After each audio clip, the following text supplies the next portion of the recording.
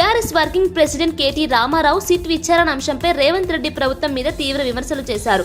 పరిపాలనా వైఫల్యాలు, అవినీతి ఆరోపణల నుంచి ప్రజల దృష్టిని మళ్లించేందుకే డైవర్షన్ పాలిటిక్స్ చేస్తున్నారని మండిపడ్డారు.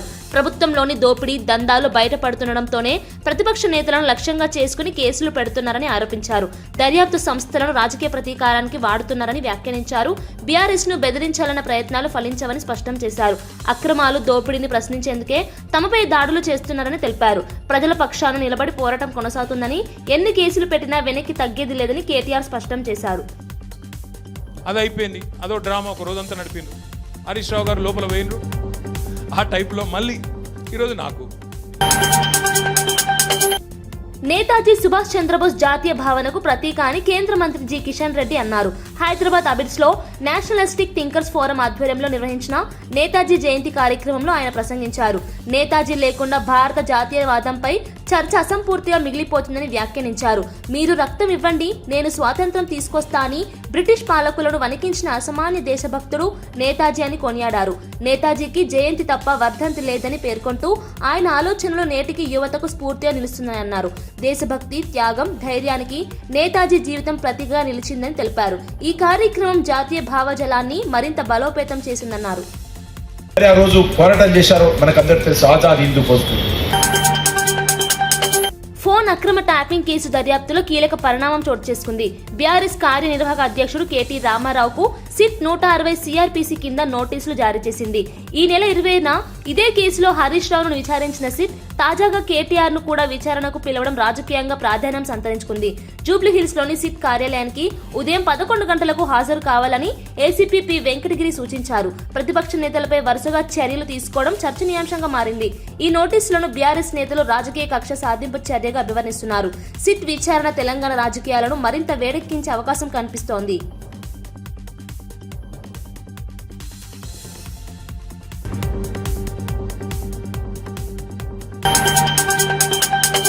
రాష్ట్ర వ్యాప్తంగా వసంత పంచమి వేడుకలు ఘనంగా కొనసాగుతున్నాయి.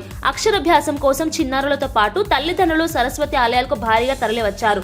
నిర్మల్ జిల్లా బాసర శ్రీ జ్ఞాన సరస్వతి ఆలయంలో అర్ధరాత్రి 1 గంటకే మంగళ వాయిద్య సేవ, సుప్రభాత సేవలు ప్రారంభమయ్యాయి.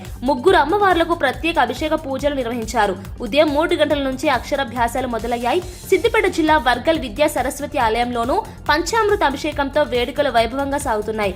ఆలయాల్లో భక్తుల రద్దీని దృష్టిలో పెట్టుకుని అధికారులు ప్రత్యేక ఏర్పాట్లు చేశారు. అమ్మవారి ఆశీస్సులతో విద్యాభివృద్ధి కలగాలని భక్తులు ప్రార్థిస్తున్నారు.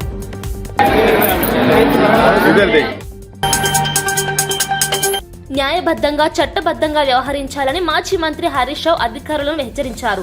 దావోస్ నుంచి, సిపి నుంచి వస్తున్న తప్పుడు సూచనలు, ఆదేశాలు పాటించి చట్టాన్ని అతిక్రమిస్తే దానికి మీరే బాధ్యత వహించాల్సి ఉంటుందని స్పష్టం చేశారు. విచారణల పేరుతో అధికార యంత్రాంగాన్ని తప్పుదారి పట్టిస్తున్నారని ఆరోపించారు. చట్టం ప్రకారం పనిచేయాల్సిన అధికారులు రాజకీయ ఒత్తిళ్లకు లోనివ్వకూడదని సూచించారు. అన్యాయ చర్యలు చేస్తే రేపు బాధ్యత తప్పదని హెచ్చరించారు. ఈ వ్యాఖ్యలు సిట్ విచారణ నేపథ్యంలో ప్రాధాన్యం సంతరించుకున్నాయి. దావోస్ నుంచో, సిపి నుంచో, ఇంకొకరి నుంచో తప్పుడు సూచనలు, వాళ్ళిచ్చే ఆదేశాలను మీరు పాటించి చట్టాన్ని అతిక్రమిస్తే మాత్రం దానికి మీరే బాధ్యత వహించాల్సిందని హెచ్చరిస్తాం. తెలంగాణ భవన్లో మీడియాతో మాట్లాడిన కేటీ రామారావు తాను ఎప్పుడూ అక్రమ, అనైతిక పనులు చేయలేదని స్పష్టం చేశారు. కేసులు తమకు కొత్త కాదని, బెదిరింపులకు భయపడబోమని అన్నారు. రేవంత్ రెడ్డి తన మంత్రులతో సహా తమ అందరి ఫోన్లు ట్యాప్ చేస్తున్నాడని ఆరోపించారు. ప్రజల కోసం పనిచేశామే తప్ప తప్పు చేయలేదని ప్రశ్నించారు. విచారణలో ప్రతి ప్రశ్నకు సమాధానం చెబుతామన్నారు. హామీల అమలు నుంచి ప్రజల దృష్టి మళ్లించేందుకే ఈ కుట్రలని విమర్శించారు. కాంగ్రెస్ ను రాజకీయంగా బొంద పెట్టేదాకా నిద్రపోమని కేటీఆర్ స్పష్టం చేశారు. ఒక బాధ ఎక్కడ అనిపిస్తుంది అంటే, చదువు, సంస్కారము, మర్యాద, హుందాతనం ఉన్న ఒక పార్టీ నాయకుడిగా నేను చేసే విజ్ఞప్తి, నేను చేసే ప్రార్థన ఏంటంటే, ఈ పుట్టిన మట్టి సాక్షిగా, అంతరాత్మ సాక్షిగా అక్రమ, అనైతిక పనులు నేనెన్నడూ కూడా చేయలేదు అనే మాట స్పష్టంగా చెప్తాను. ఈ 2 ఏళ్లలో తీవ్రంగా, ఈ 2 ఏళ్లే కాదు, దాదాపు గత 7-8 ఏళ్లుగా తీవ్రమైన క్యారెక్టర్ అసాసినేషన్ ఎఫర్ట్ నా మీద, వ్యక్తిత్వ హననం. అంటే ఒక కుక్క వచ్చే అసెంబ్లీ ఎన్నికల్లో గెలవగలిగే బీసీ నేతలందరికీ టికెట్లు ఇస్తామని పీసీసీ అధ్యక్షుడు మహేష్ కుమార్ గౌడ్ ప్రకటించారు.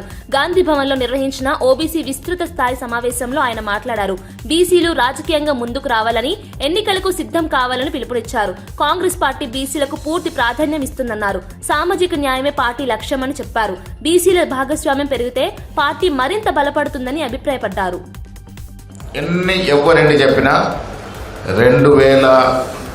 2028 కానీ 2029లో కానీ జరిగే పార్లమెంట్ ఎన్నికల్లో కాంగ్రెస్ ప్రభుత్వం దేశంలో అధికారంలోకి వస్తుంది.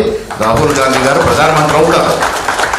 రాహుల్ గాంధీ గారు ఎజెండా కాబట్టి మొట్టమొదటి అంశంగానే మొదటి పార్లమెంట్లోనే మనం 42% రిజర్వేషన్ బీసీలకు చట్టబద్ధ తెచ్చుకుంటాం పార్లమెంట్ సాక్షిగా. సరే, అది దేరే లేకిన అందేర్ నయ్యే డెఫినెట్గా తీసుకురా.